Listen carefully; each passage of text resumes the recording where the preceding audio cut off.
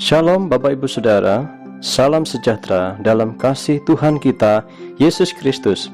Selamat berjumpa kembali dalam renungan firman Tuhan yang terdapat dalam Yesaya 55 ayat 8 dan 9. Sebab rancanganku bukanlah rancanganmu, dan jalanmu bukanlah jalanku. Demikianlah firman Tuhan, seperti tingginya langit dari bumi, demikianlah tingginya jalanku dari jalanmu, dan rancanganku dari rancanganmu. Bapak Ibu Saudara, rancangan dan jalan Allah tidak sama dengan rancangan manusia biasa.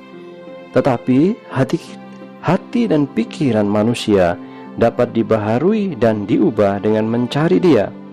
Dengan demikian, pikiran dan jalan kita akan mulai selaras dengan jalannya. Keinginan kita yang terbesar seharusnya hidup selaras dengan citra Tuhan kita, sehingga segala sesuatu yang kita lakukan menyenangkan hati Tuhan. Kita dapat melakukan hal ini dengan tetap tinggal di dalam firman-Nya dan menanggapi pimpinan Roh Kudus. Ada sebuah kisah yang sangat menarik yang pernah saya baca. Ada seorang suami istri di Amerika yang memiliki kehidupan mapan dan nyaman, tetapi tiba-tiba mengalami suatu musibah ekonomi karena suaminya mendadak di PHK. Suaminya sejak muda bekerja sebagai seorang akuntan dan tidak pernah punya pengalaman kerja yang lain. Berminggu-minggu dia berusaha melamar ke beberapa perusahaan untuk posisi yang sama, tetapi tidak ada yang menerima dia, sehingga dia menjadi putus asa dan banyak mengurung diri.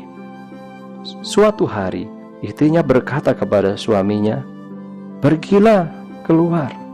Jangan di rumah saja. Cobalah jalan-jalan.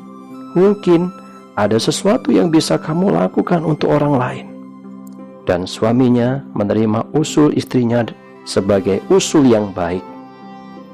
Pada waktu itu sedang musim dingin dan salju tertimbun cukup tinggi di halaman rumah-rumah orang-orang. Sampai di suatu rumah, dia melihat seorang nenek sedang membersihkan salju di depan garasi rumahnya karena menghalangi jalan keluar masuk mobil.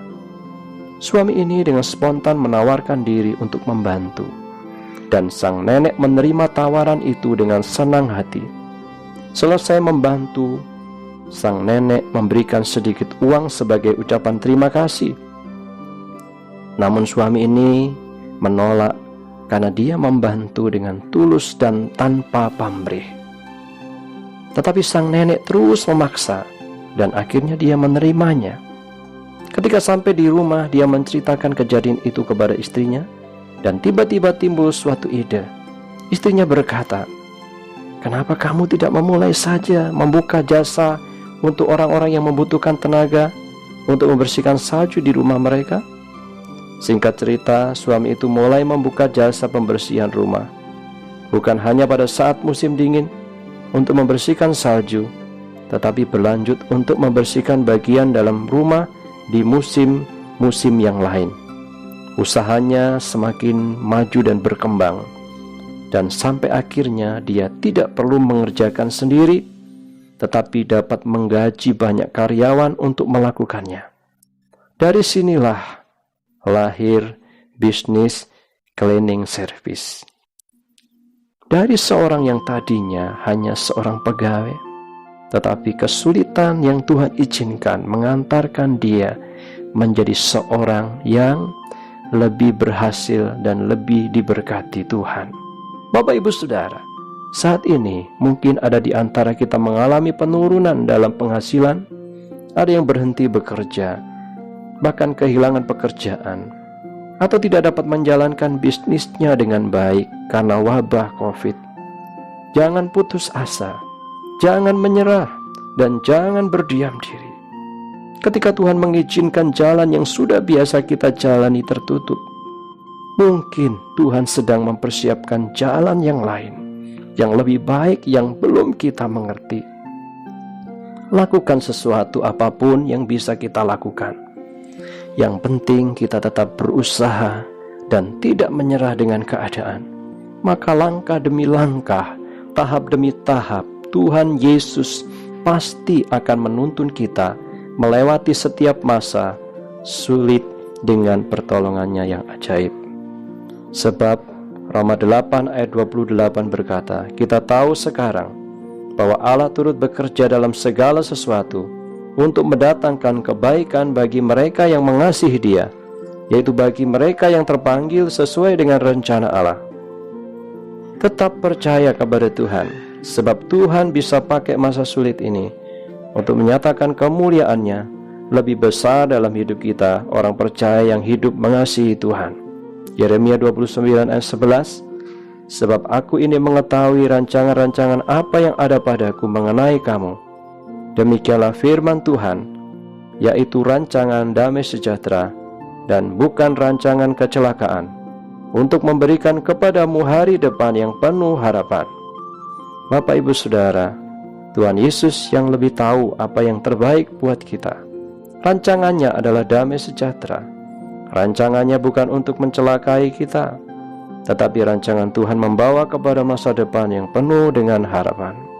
Sebab itu setiap orang percaya yang mengasihi Tuhan, perhatikan 3 hal ini. Yang pertama, tetaplah percaya pada Tuhan di segala keadaan. Mazmur 56 ayat yang ke-4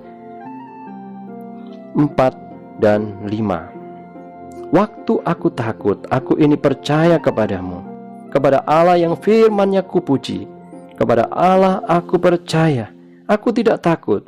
Apakah yang dapat dilakukan manusia terhadap aku? Pemazmur ini memutuskan yang benar. Waktu ia takut, ia percaya pada Tuhan. Sebab ada banyak orang ketika mengalami ketakutan, kekhawatiran, bahkan kecemasan, mereka memilih untuk menyerah pada ketakutan, kekhawatiran, dan kecemasan, sehingga hidup mereka tidak bahagia, bahkan mereka kehilangan damai sejahtera, sehingga lebih banyak lagi hal-hal yang tidak enak dia alami. Tetapi pemazmur ini dia berkata, waktu aku takut, aku percaya kepadamu, sehingga Tuhan yang menjadi pembela, yang menjadi pemeliharanya, itu menolong dia.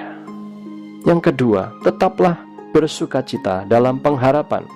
Mazmur 64 ayat yang ke-11. Orang benar akan bersukacita karena Tuhan dan berlindung padanya, sebab semua orang yang jujur akan bermegah. Mazmur 97 ayat 12. Bersukacitalah karena Tuhan, hai orang-orang benar, dan nyanyikanlah syukur bagi namanya yang kudus. Filipi 4 ayat yang ke-7. Damai sejahtera Allah yang melampaui segala akal akan memelihara hati dan pikiranmu dalam Kristus Yesus. Yang ketiga, tetaplah semangat dan jangan menyerah. Sebab Amsal mengatakan, jika engkau tawar hati pada masa kesesakan, kecillah kekuatanmu.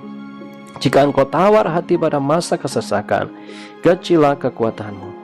Itu juga berarti bahwa orang yang semangat dan tetap berjuang akan mendapatkan kekuatan yang baru yang dari Tuhan Yesus Kristus.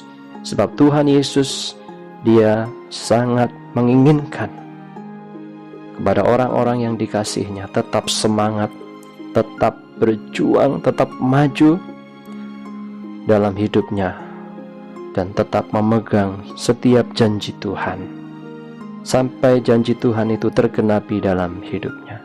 Berbahagialah orang yang mendengar dan melakukan firman Tuhan. Mari kita berdoa. Tuhan Yesus, inilah hidup kami. Ajari kami untuk percaya, ajari kami untuk tetap bersukacita dalam pengharapan, ajari kami untuk tetap semangat berjuang dalam hidup ini. Karena bersama dengan Tuhan Yesus Kristus, kami akan melakukan perkara-perkara yang besar. Pimpinlah kami untuk masuk dalam rancangan-Mu yang membawa kepada masa depan yang penuh dengan pengharapan. Kami mengucap syukur di dalam nama Tuhan Yesus Kristus yang percaya dan diberkati Tuhan. Sama-sama katakan, amin. Tuhan Yesus memberkati.